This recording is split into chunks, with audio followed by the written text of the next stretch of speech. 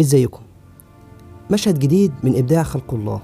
الصورة دي أو المشهد ده بيوريك حافر مهر الحصان عند الولادة، وهتلاحظ بمجرد النظرة الأولى إنه سوفت ومطاطي ومغطى بكبسولة رخوة جدا علشان تعمل وسادة ناعمة فوق الحافر.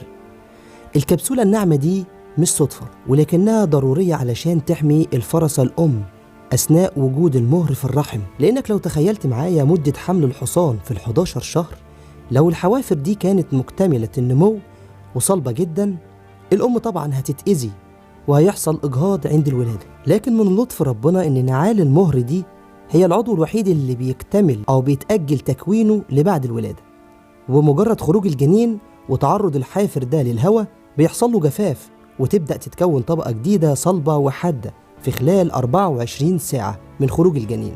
وده عشان يكتمل نمو الحافر ويعرف يمشي على الأراضي الصلبة ويتباعد